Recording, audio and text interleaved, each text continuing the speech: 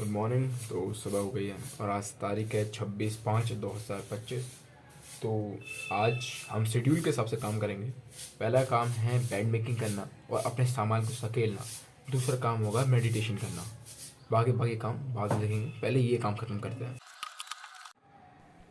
Meditation में अपनी breathing पे कंसंट्रेट करना, ब्रीथ इन और ब्रीथ आउट, और साथ में ब्रेन में चलने वाले हर एक थॉट को ऑब्जर्व करना विदाउट उसमें इन्वॉल्व हुए।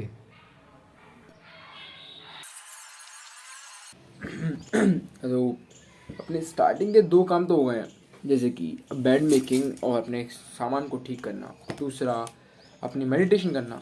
अब जो तीसरा काम है जो मुझे करना है अभी के लिए, वो है एक्सरसाइज करना। तो मैं जा रहा हूँ जिम एक्सरसाइज करने के लिए। तो मेरा एक थॉट था कि why it's bad to be born poor और to be stay poor in India, कि गरीब रहना क्यों बुरा है इंडिया के अंदर में। मैं बेसिकली मेडिकल फील्ड से रिलेट करता हूँ और मेरा काम हॉस्पिटल से रिलेटेड है। हेल्थ केयर प्रोवाइड करना मेरा काम है, मेरा प्रोफेशन हेल्थ केयर प्रोवाइड करना ही है। तो मैं तो आज मैं एक चीज़ के ऊपर बात करना चाहता हूँ, जो कि ये है कि why it's bad to be poor in India. अपने देश के अंदर में गरीब रहना क्यों बुरा है। तो वो तुम्हारे पास गरीब का मतलब ये है कि तुम अपनी बेसिक रिक्वायरमेंट्स को, यानी कि प्रोटीन रिक्वायरमेंट्स को, यानी अपनी हेल्थ केयर रिलेटेड जो भी मेडिसिन्स हैं, इक्विपमेंट्स हैं, उन सबको भी अफोर्ड नहीं कर पाते हो। तो मेरा ऑक्यूपेशन और जो जिससे कि मैं पढ़ाई कर रहा हूँ वो हेल्थ केयर रिलेटेड ही है, यानी कि मैं जो मेरा काम है उसके अंदर मैं लोगों को हेल्थ केयर ही प्रोवाइड करता हूँ। तो उस वे में मैं वो बताऊँगा, एक्सप्लेन करूँगा कि क्यों पुअर रहना इंडिया के अंदर में हेल्थ वाइज और मेडिकली अच्छा नहीं है। जैसे कि हमें पता है, हमें आसपास दिखता है गवर्नमेंट हॉस्पिटल्स में, डिस्पेंसरीज के अंदर में और पीएनसीज के अंदर में जो पुअर लोग हैं वो डिपेंडेंट रहते हैं फ्री और लो कॉस्ट हॉस्पिटल और मेडिकल सप्लाईज के ऊपर, जिसमें कोई भी गलत बात नहीं। पहला कारण कि गरीब होना, पुअर होना क्यों बुरा है इंडिया के अंदर में। तो पहला कारण है ओवर क्राउडेड, ओवर पॉपुलेशन। तो हमें जैसे पता है कि जो पुअर पीपल्स हैं वो डिपेंड करते हैं फ्री और लो कॉस्ट इक्विपमेंट या फिर cost of supply of health care India के अंदर में, जैसे कि गवर्नमेंट हॉस्पिटल, डिस्पेंसरीज और पीएससीज, जिसके अंदर में लो कॉस्ट और फ्री ट्रीटमेंट दिया जाता है पेशेंट्स को। इसमें कुछ गलत नहीं है, लेकिन दिक्कत तब आ जाती है जब पॉपुलेशन ओवरलोड हो जाती है।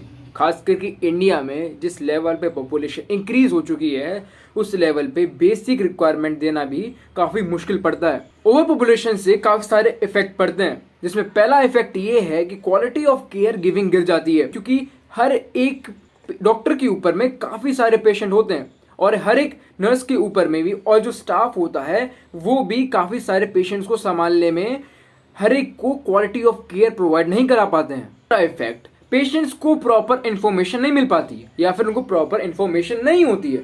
प्रॉपर इन्फॉर्मेशन क्यों नहीं मिल पाती है कि वो कौन सी हेल्थ केयर और कौन सी इफेक्ट से जा रहे हैं, उनको कौन सी मेडिकेशन चाहिए और उनको कौन सा केयर दिया जा रहा है।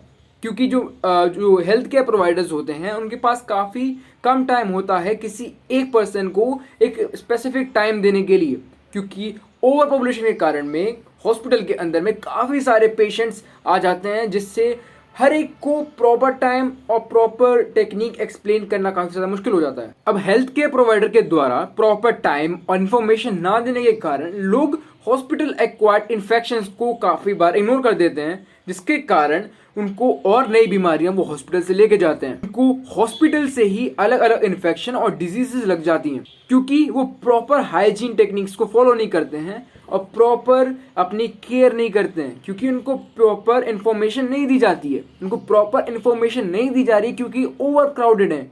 ओवर क्राउडेड किस लिए है? क्योंकि यहाँ पर लेस एजुकेटेड है। लेस एजुकेटेड है तो आपको क्या करना है, आपको पुअर नहीं रहना है। सेकेंड पॉइंट, क्यों पुअर रहना बुरा है, वो है कि पुअर होने के कारण आप अवेयर नहीं होते हो। आपको लैक ऑफ अवेयरनेस फेस करनी पड़ती है हेल्थ से रिलेटेड। जनरली पुअर और मिडिल क्लास लोग हेल्थ को प्रायोरिटाइज ही नहीं करते हैं। वो अपने पुराने जो भी चले आ रहे हैं उन पे ध्यान देते हैं। कुछ भी नया सीखने का या फिर नया एजुकेट करने का, अवेयर करने की कोशिश नहीं करते। वो अपनी हेल्थ, डाइट, को वही पुराने तरीके से वही मेंटेन करके चलते हैं। तो लोग अपनी हेल्थ को प्रायोरिटाइज नहीं करते हैं, तो जो अर्ली साइंस आते हैं किसी भी डिजीज के, वो लोग उनको रिकॉग्नाइज नहीं करते और वो आगे जाके बहुत बड़ी या फिर एक क्रॉनिक डिजीज बन सकती है। जैसे नॉर्मल लाइफ में हम fever, normal chest pain, abdominal pain या फिर पेल्विक पेन को हम इग्नोर कर देते हैं, जो कि हम जब तक इग्नोर करते हैं जब तक वो एकदम एक्सट्रीम लेवल पे नहीं पहुंच जाती है। अब इस इग्नोरेंस का क्या इफेक्ट होता है, तो कई सारी बीमारी जैसे कि डायबिटीज, ट्यूबरकुलोसिस, कैंसर, ये सारी की सारी बीमारियां इनिशियल स्टेप्स में ही रिकॉग्नाइज कर ली जाए तो काफी अच्छी होती है, लेकिन इसके जब स्टेप्स बढ़ जाते हैं तो इसको ट्रीट करना बहुत ज़्यादा मुश्किल हो जाता है। तो अपनी हेल्थ को पहले से ही पता करने के लिए, अपने साइन और सिम्टम्स को पहले से ही रिकॉग्नाइज करने के लिए हमको हेल्थ के प्रति अवेयर होना बहुत ज़्यादा ज़रूरी है। अब हेल्थ के लिए अवेयर होने के लिए आपको पुअर नहीं रहना होगा, आपको रिच बनना होगा। एटलीस्ट इतने पैसे तो कमाने होंगे कि हम अपनी बेसिक डाइटरी नीड्स को, हेल्थ के नीड्स को पूरी कर सकें, अपना प्रोटीन इनटेक एडुकेट रख सकें, जितना प्रोटीन हमें बॉडी को चाहिए उतना दे सकें। लेकिन प्रोटीन एक्सपेंसिव होता है as compare to other thing के, उसके लिए हमें पैसा कमाना पड़ेगा, हमको नॉलेज लेने के लिए पैसा कमाना पड़ेगा। हॉस्पिटल्स के अंदर में डिजीज के दौरान में हमको अच्छी हेल्थ केयर फैसिलिटी मिल सके, उसके लिए हमको एजुकेट होना पड़ेगा, उसके लिए हमको पैसे अर्न करने पड़े। अपने को फिट रहना बहुत ज़रूरी है, हमको अपनी हेल्थ का ध्यान रखना बहुत ज़्यादा ज़रूरी है। हमको ऐसी चीज़ों पे इन्वेस्ट करना चाहिए जो हमारी हेल्थ को काफ़ी लंबे समय तक अच्छा रखे, जैसे कि प्रोटीन रिच डाइट, जैसे कि जिम, जैसे कि फिजिकल एक्सरसाइज, कोई भी एक्सटर्नल आउटडोर गेम जैसे कि फुटबॉल, जिसके अंदर में बहुत ज़्यादा स्प्रिंटिंग और मस्कुलर एनर्जी का यूज़ हो रहा हो। तुझको मैं रख लूँगा जहाँ भी कहीं, है मेरा यकीन, मैं जो तेरा रब्बा, किसी का नहीं, किसी का नहीं। ले जाए जाने कहाँ हवाएं हवाएं, ले जाए तुझे कहाँ हवाएं हवाएं, ले जाने है ये हवाएं हवाएं, ले जाए मुझे कहाँ हवाएं हवाएं, ले जाए जाने कहाँ, ना मुझको खबर ना तुझको पता।